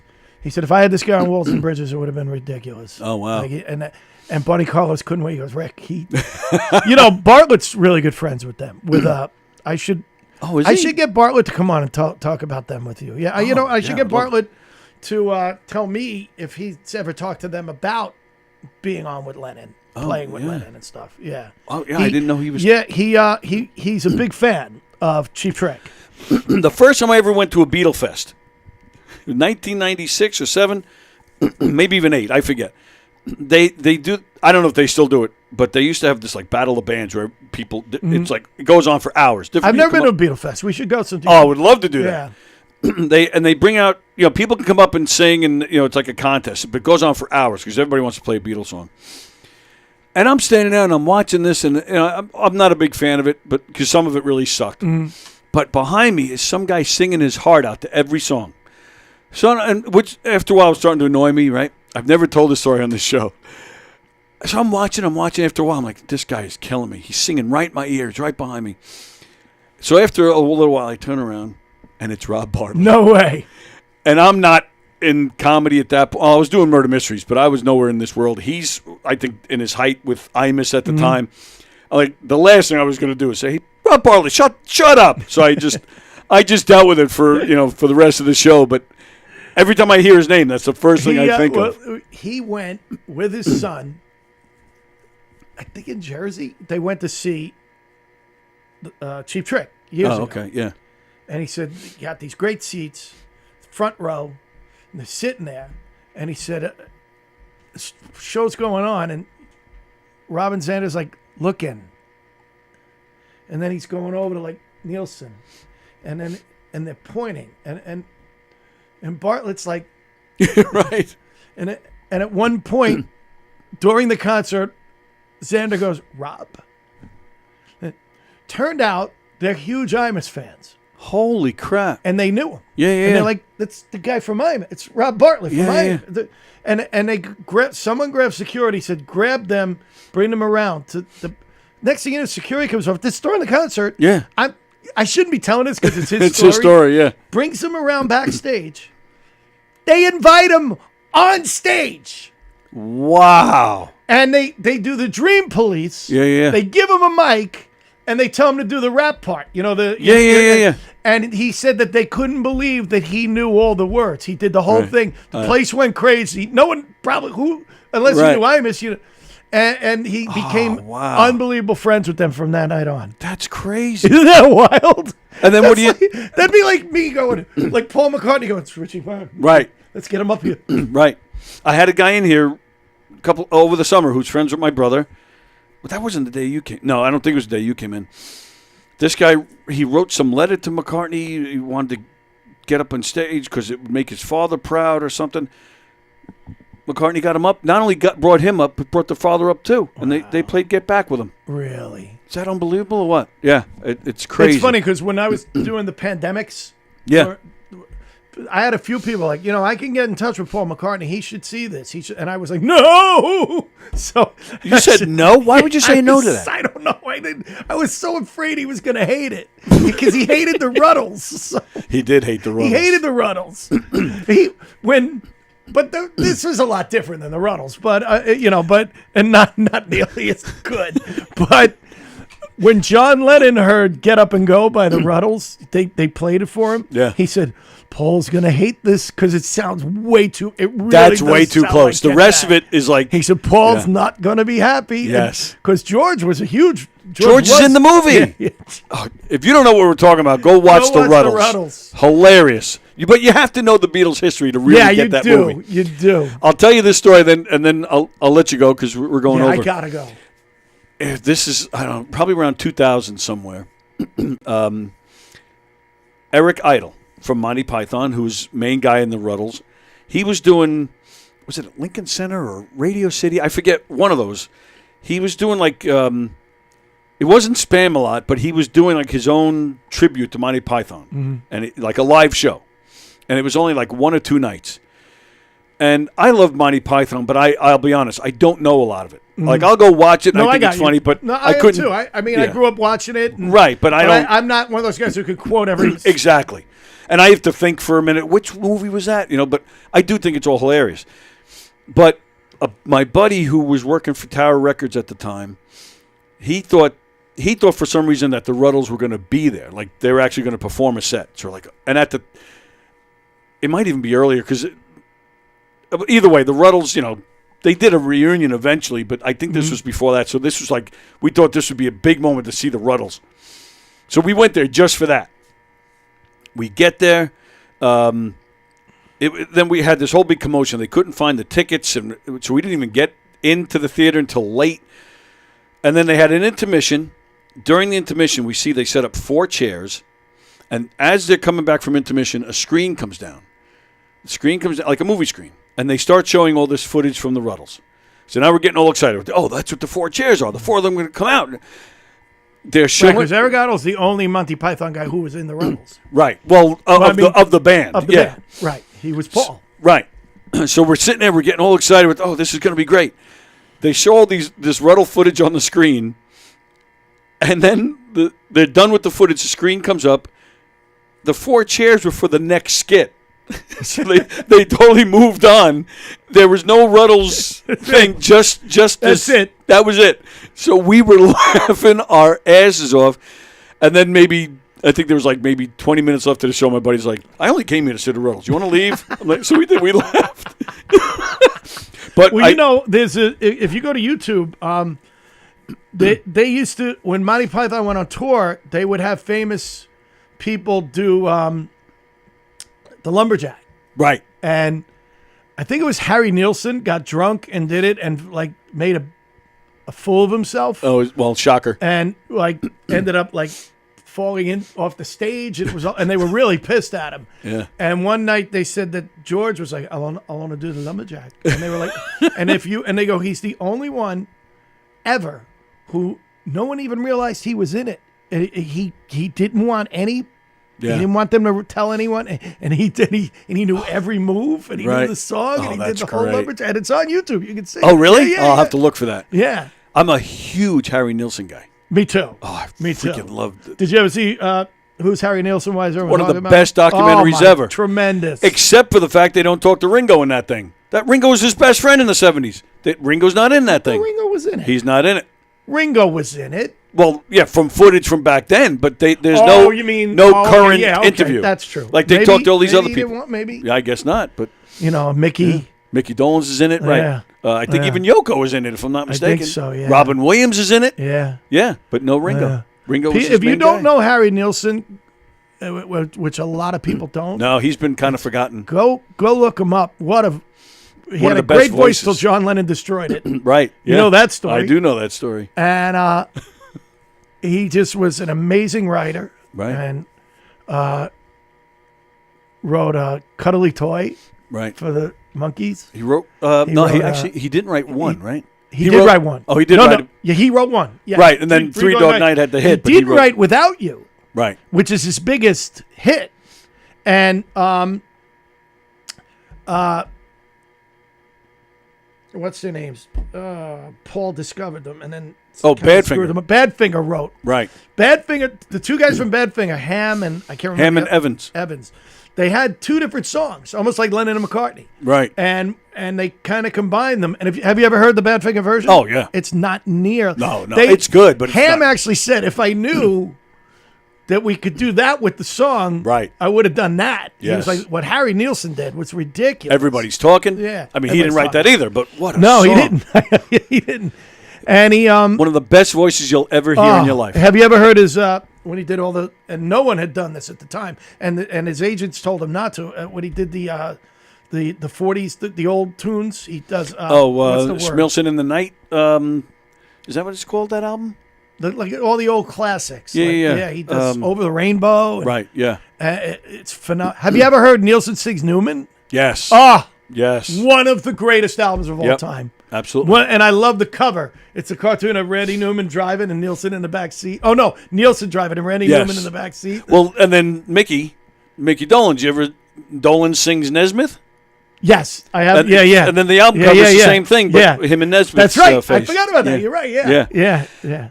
Mickey Dolenz, underrated singer. Totally underrated singer. Jump Into the Fire from Goodfellas. Yes. That's Harry Yes. Harry Nilsson. The Popeye, Robin Williams, all that music. That's Harry Nilsson. Yes. So it's all great Me stuff. and My Arrow, which was From The Point. From The Point, but then was for the car commercial band. Oh, that's right. Remember? It Yes. was- yeah. I forgot all about that. Harry Nilsson was just I had the pleasure of Brooklyn Kid. Yes, I had the pleasure of hanging out with Mickey Dolenz once too. You, Super nice guy. I think you told me Did I that. tell you that? Yeah. And then, well, of course, yeah, I must have, because then you had what's his We name? had his bass player. Yeah. Yeah. That guy. Great guy. He is a great guy. We should know Rick his, Adonis' friend. and I feel bad. It's not Tim Gage, but I can't think of his name. Is he- terrible. I don't remember anybody's name. no, I feel really bad about. Oh, John Billings. John Billings. I knew Very I'd good. get it. And what about Thank goodness. who I love? The keyboardist for Steve Miller. One of the brothers. Yeah. He's Tremendous. I can't. oh shit. One of the. It's gonna drive me crazy. Yeah, him and his brothers. He was on our show. He would have come on our show every week. Oh yeah, and you guys wouldn't have to say a word. Oh shit, he's with Steve Miller now.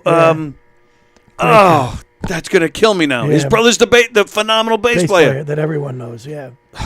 Goodness gracious. Does it start with a W? It's killing me. It's killing me. I'm so late. Look it up. I gotta go. Let's see. Steve Miller Band. Oh, there it is. Joseph Wooten. The Wooten brothers. Wooten brothers. Yeah. Oh, thank God. I'm relieved. Joe Wooten, right? Yeah. Great guy. Yeah, really great guy. This Friday. This Friday. Go see Richie right here at governorsgovs.com. I'm going to be with O'Rourke and Keegan. one fat guy, another fat guy. If you like old men who are fat. I will say the two of them have lost weight. And O'Rourke I has haven't. too? Oh, yeah. Oh, I haven't seen him. Oh, wow. Yeah. Yeah, Keegan and Carla. Carla looks phenomenal. He's not holding on to her No. now that she's lost weight. No way. No. And he likes heavyset women. So I said, if Carla loses any more weight, you're going to dump her. And he goes, I know, I was thinking about that. And then you're in. Just what I need to become a father at 61 years old. Like Keegan, Jesus God. Well, that's what I meant. You'd be in with him since he likes Juliana. overweight women. That was my joke. I thought you meant I'd be with Colin. No, I meant with him. That's funnier. Yeah, all right. Well, but That was good. So funny, I had to explain it. See, remember what you're talking about when you tell a joke and no one gets it? Yeah, exactly. It just happened. All right, I'll let you go. I have, end show with end stuff and all. Love you, brother. Love you too, Thanks man. for having me on Friday. Come, people. Come see Richie this Friday. Always a good time if he makes it. What the hell? Wow. Sitting in a padded gaming chair hurts Richie. Oh, is it the ankle or something new? It's everything. Want me to? I'll get a dolly. I'll wheel you to your car. All right. Thanks for coming, pal. Freezing in here. It feels good. All right. It's time for us to get out of here. Let me just do all the usual stuff. Lots of great comedians playing governors this week. Wait till you hear it's just an all-star, no matter what governors you go to this week. Tom Green, Eric Tartaglione, Gibran Salim, Mike Burton, Joe DeVito, Terry McNeely, Mike Tanzi, Chuck Fox, Tony Landolfi. Those are some of the names you're going to see on the governor's stage this weekend. I mean, that's just a killer lineup right there.